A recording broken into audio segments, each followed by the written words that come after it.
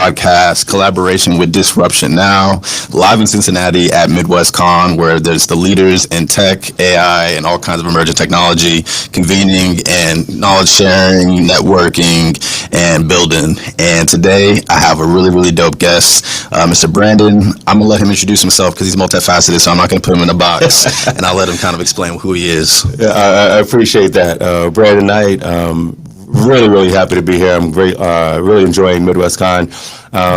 Dual purpose. I'm responsible for the CX evangelism at Zoom, which is why I'm here primarily. You know, we're talking tech, talking AI, but also want to talk about a really important thing upcoming.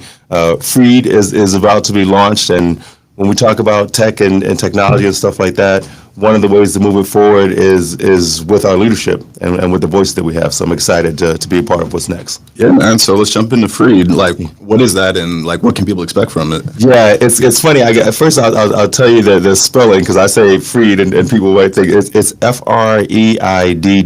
It actually stands for Fiscally Responsible, Emotionally Intelligent, Data-Driven Decisions. All right, so it's a lot. But what it is, it's a combination of how do we cultivate more rounded leaders, because we find we get a lot of leaders that are all about the company. They're fiscally responsible. I need to make money. We get some leaders that are emotionally intelligent. They really connect with their people, but they're not really business minded. Or we get some that's all about the data. It's numbers. I got a goal. I got a quota. I got to run these numbers. What we're trying to develop is leaders that balance all three of those aspects. To be at their best. Gotcha. And then what is the methodology or like the process to getting people from where they were to becoming stronger in those areas? Yeah, that's a great question, because we start with an assessment, right? We start with an assessment that identifies your strengths in that area on a scale of 1 to 10. So like say 30 would be the top score. No one's going to get 30, right? I mean, that'd be impossible. Right. But you start and then you as an individual get your results back and you say, okay, I'm strong in this area of emotional intelligence. I'm average with data, but my fiscal responsibility is weak. So then there's a process that says, okay, this is the area you want to work on. These are the do's and the don'ts, and this is some things you can study. So you take the assessment, you figure out where you're strong, you figure out where you need to develop, and then hopefully, you want to get better. So you do the things that are part of the development phase. Gotcha. And what are some of the things that people have to do?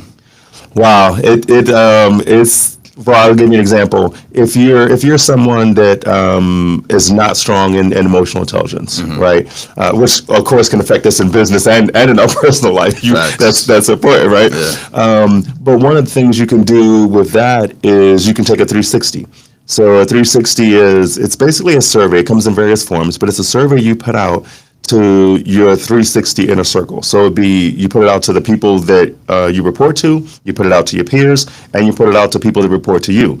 And they give you unbiased, unfiltered, anonymous feedback. So, because I may think I'm a certain way, right? I may think I communicate a certain way, but I tell you, if you ask my wife, she'll tell you, you know what I'm saying? Yeah. It's a little different than what I think. So that's the value of a 360, because you learn from the people that are receiving your communication, how they value it and what they think you're good at. Awesome. How long is the process? To actually do the assessment itself is a matter of minutes. I mean, but the actual, okay, now I know where I am and I want to develop. That can range a little bit from as short as like 1 day's worth of stuff to a couple of weeks, depending on what I'm trying to develop and how far away. I'll give you an example. If it's a hard skill, like I need to learn how to, if it was like data driven, right? How do I understand reports? That's a hard skill, but it's pretty straightforward to learn. These are the reports. This is the information. This is, explaining EBITDA and bottom line and profit and loss. Those are things you can actually learn, develop, fairly easy. Emotional intelligence development takes practice. So that would be a little longer. You have to do something for a period of time in order for it to become habit. You have to change the way you look at things. Most of us communicate with, I'm thinking about what I want to say to you. Yeah. Right? Emotional intelligence is, I have to think about how can I communicate in a way that makes sense to you. It's a slight difference. It kind of puts a kibosh on something that we cover. Everyone's heard of the golden rule. They always say, do unto others as you know, and then business is treat your customers the way you want to be treated. While that sounds good, it's actually not, because I'm not the only type of customer I want to attract. So if I treat customers the way I want to be treated, I will get a lot of customers who think and act and look like me. Yeah. That's not really good for business, though, right? Right. So this kind of flips that. It says treat your customers the way they want to be treated. Emotional intelligence is communicate with people the way they want to be communicated with, not necessarily what's your comfort. So if I'm learning something that's not my comfort zone from a communication perspective, that could take a little while. So what is the process of understanding how somebody wants to be communicated to? Very good question. Very good question. We look at it in a couple different ways. It doesn't work 100% of the time, but you put people can put them in basically like three types of buckets, right? They're the out front people that you'll see on stage, celebrity types. I'm a performer. Those types of people are more comfortable with direct feedback. That kind of thing. You have the people that are more behind the scenes. They're producers, they're directors, people who are more content driven. Your words matter a lot more to them. Your tone matters a lot more to them. So there are certain things you can do to identify people. But one of the things we teach in good leadership, quite frankly, is just ask them. You know what I mean? Now, of course, you got to create a safe environment where they feel like they can give you an honest answer. So if I'm talking peer to peer, like if I'm talking to you, I say, hey man, what do you prefer? Do you prefer, text, phone? Do you prefer? You and I are peers. We can talk. It's a little bit more challenging when you have a subordinate, because they're always thinking, you're my boss. What should I say? Not what I want to say or how I really feel. What am I supposed to say to make it okay? What's politically correct? What's not going to get me in trouble? So so you have to create a little different environment for them. That's more of a coaching thing. But for the most part, people kind of show you their interaction. Like you probably have interacted with some people that you're like, oh man, that person's like too loud or too much for me. Right?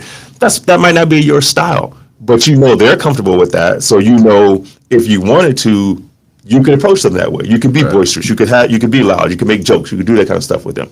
And you've interacted with people that are might be too quiet for you. Might be too timid. You're like, man, I wish they would speak up, or I wish they would.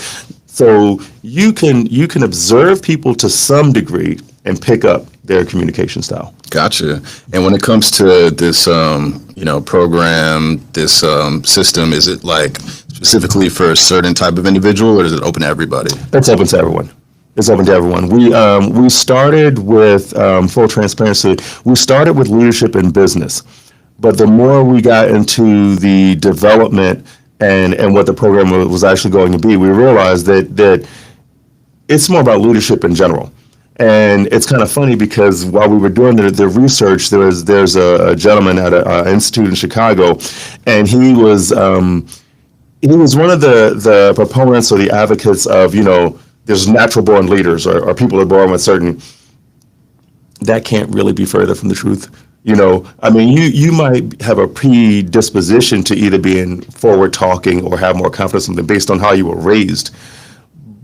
But the skills to be a leader, you can learn, and they apply at home. They apply, I may be a leader who's a coach. I might just be a leader because of my friends I hang around.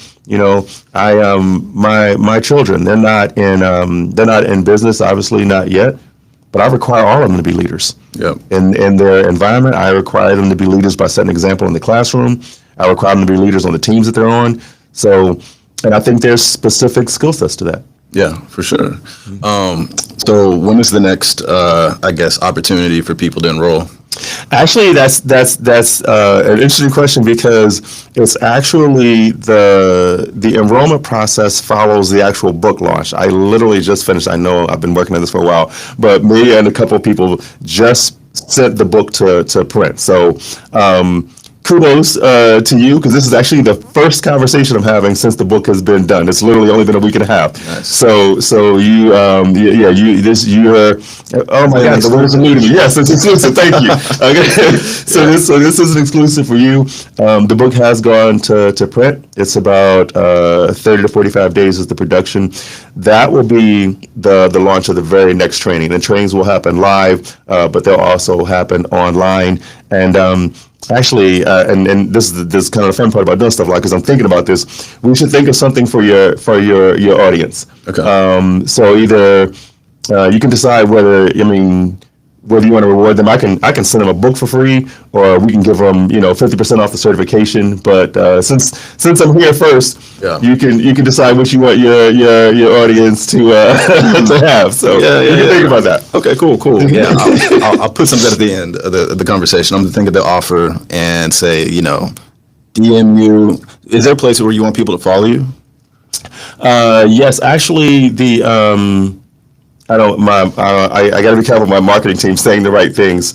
The site is actually in development. They haven't launched it yet. So right Gotcha. now, it would just be like reaching out to me on LinkedIn for now. Got it. And then I'll connect them all. The PR firm is coordinating the launch of the training, the launch of the book, and the launch of the site is all like, I'm not in marketing, so I try to not upset those guys because they're way more creative, but there's a plan for that. Gotcha. Okay, cool. And what's the name of the book? The book is called Freeze Yourself. Okay. So it's kind of like a little play on, I think it was Freeze Your Mind was one of the ones that I was, or So You Want to Be Freed is something I talked about at the beginning, but I think they ended with Freeze Yourself. So. Got it. Okay, cool. And then, obviously it's going to be about the concept and different things, but like, what else can people expect from the book that they might not be expecting? Actually, the book, what I think is cool about it, in addition to the concept and the certification, are the stories. There are real life stories, mine included. So this is my disclaimer. When you read the book, you're going to find out about not just some of the things that I did well, but you're going to find out a couple of things I messed up learning to be a leader. But I think that's what makes the book powerful. There's about 10 to 15 different leaders that shared real life stories. Some of them are by name. Some of them, because of their reputation, there's a description of who they are. But I think the stories are really powerful, because you'll see that there are people that we look at that are, there's a couple guys that I know from business that are running, either their own very large companies, or they're running large divisions of like Fortune 500 companies, and they really screwed up along the way. Yeah. They fell a few times. And I love that they were vulnerable enough to share that, because I think, in as much as we want to show people what we think is a methodology and a technology to make them successful, I think it's fair to say that we didn't start there. Yeah. So I'm thinking like this is probably like phase one. Where do you see this movement going in the future? What's your like North Star? Yeah, it's crazy, because in the nature of this business is you don't get any breaks. I literally just finished the book and sent it to print. In the last meeting I had, they were talking about they feel that, like you said, it's a phase one. The next step is they want a book that focuses on each of the individual categories. So right now we talk about Freed in its totality and the whole methodology. But they're saying, what if I'm a person that I really need to get better at like data-driven decisions? Doing a 1 or 2 page thing is not going to do that for me. So the next step is that, and then right after that, there's going to be live trainings. So you'll be able to go. It may be even something that we run a jump to MidwestCon, right? We'll have a day before or a day after or something like that, where people can come in and get the certification live. Nice. So that's something that's really kind of like my passion. As you can tell probably by me talking here, I talk, I present. I love being able to share knowledge and help people get better, because honestly, there were a lot of people along the way in my life that helped me that way. For sure. And then when it comes to for the folks that are curious, because when they first heard your introduction, they hear, Zoom, which is a company a lot of people want to work for. Yes, work with, yes, and yes. obviously everybody's familiar with. And then you said customer success evangelist? Oh, customer experience evangelist. Customer CX. experience. Oh, customer. Yes. Okay, cool. So I would love just to give a quick, high level, what is a customer experience evangelist? Yeah. And what is customer experience from a career standpoint, from your perspective? Yes, and I love the fact that you said a lot of people want to work for Zoom. I'm on here to tell you before I answer your question, we're growing. Our innovation is growing. We're expanding. We have maybe 200 plus positions posted on our, if not more, on our website. So I would tell you, if you want to work for us, I obviously think it's an amazing company to work for. Yeah. So I would say, check us out, come join the fun. Customer experience technology is like some people may say contact center technology, or it's the technology that interacts with your end user. We're used to the days where you dial a toll-free number and it says push 1 for sales or 2 for support. That technology that runs that is a part of the contact center technology. There's a CRM, which is your database that has the information in it. There's AI that does all that. There's chat bots. You can go online and interact. All that stuff is considered customer experience technology. We have a division. Fun fact, we are way more than meetings. I love the fact that you guys understand Zoom meetings, but we're a lot more than that. We actually have a division that does CX technology. And my job is to traverse the globe, letting people know that technology is available and what it does. So, and we actually have positions out there. We have a position called a CX specialist, for example. And I know for a fact there's a couple of those posted right now. So that's an individual that has experience working in a contact center or working with contact center technology that is comfortable talking to customers about it or talking to third-party people about it. So, so that's the technology. It's fun. It's new for us. It's only we're 3.5, almost 4 years old now in that space. So, but like I said, I love working at Zoom, and I'd love to have anybody who has the skill set and the passion to do well to come join. Besides what you described before in terms of experience with contact centers, et cetera, what other skill sets are you looking for people within within this division? Well, we have most of our division is CX, so we look for a contact center, but also we have biz dev people, which I think is I view it as a fairly good entry level. Like if you want to get into technology, but you're not really technology savvy, or you just want to get into a company of Zoom size and stature, and you might not have a lot of experience. The business development is a great entry point because honestly, you have to have a desire to want to learn and a work ethic. Yep. And if you have that, then you can learn how to do that. The other things like customer success are there. We have a retention and loyalty team, which you're just talking to existing customers about upselling. We have 23 products, and most people come in on a meetings, webinar, rooms, and somebody needs to tell them that we have phone and contact center and AI and workforce management and those other things. Yeah.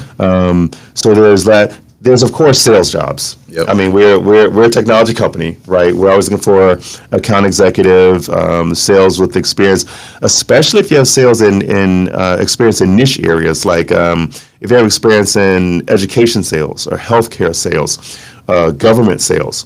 Those areas are really hotly moving for us right now.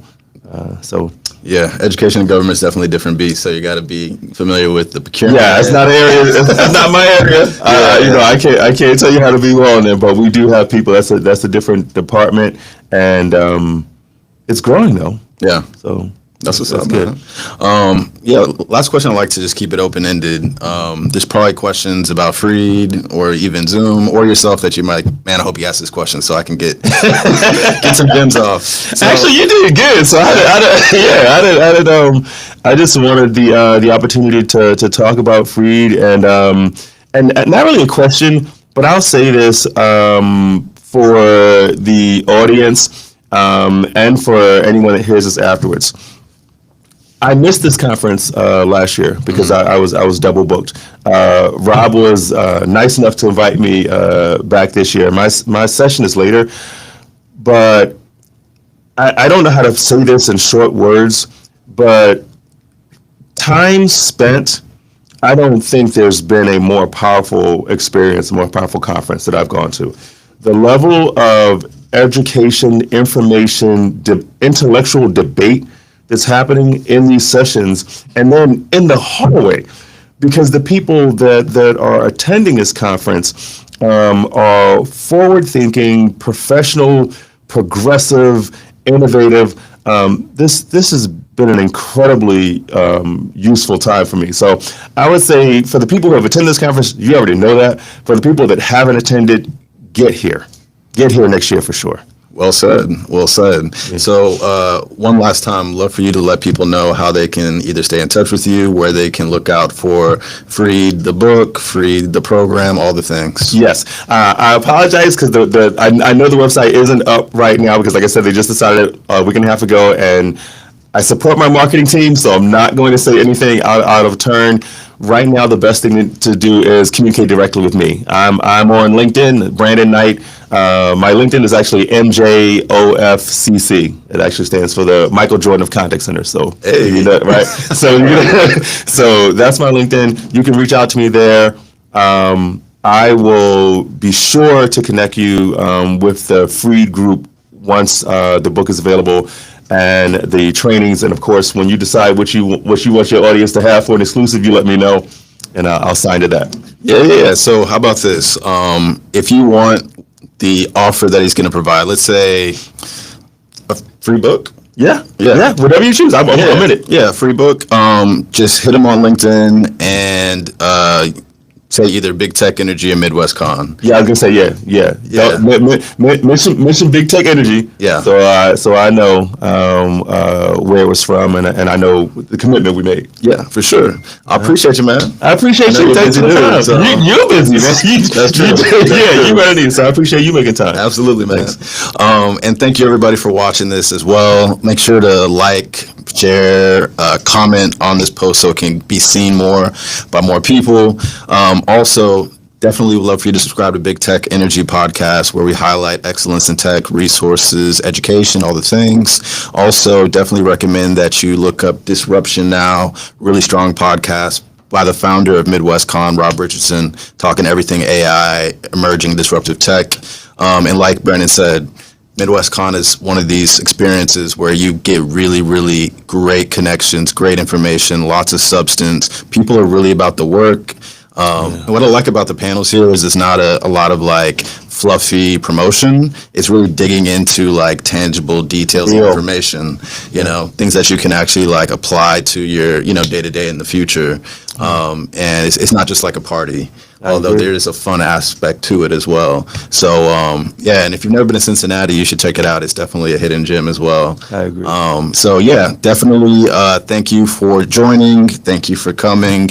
And if you're interested in getting on podcasts, conference stages, virtual events, or just improving your visibility online so that your ideal customer profiles, your potential partners, or just people you just want to collaborate with, know, trust, and like you, and know what you do, know where to hire you, know where to invest in you. We'd love for you to check me out at bigstage.energy. Put in a request to meet. I can share some of the areas that I may be able to help. Also, check me out on Instagram, Dr. J, DOCTAJ, where I post content around tech, but also post content around how to take advantage of the attention economy. I never had social media for 38 years of my life, and I kind of went viral, and my life has changed just in terms of the people that will just come up to me and be like, hey, I saw your podcast. I saw you on that podcast. I saw you on this stage. The amount of opportunities that open up are crazy, and if you have real life value, one, you shouldn't hoard that value, share that value with the world, so other people can benefit and be inspired by it. But then more people that know it's your value, more people can pay for it. And the more people can pay for it, the better it is for your family and your kids' kids. So I'm big on that. But with that being said, thank you for joining. This is Jared Albert in Big Tech Energy, Disruption Now. Stay disruptive.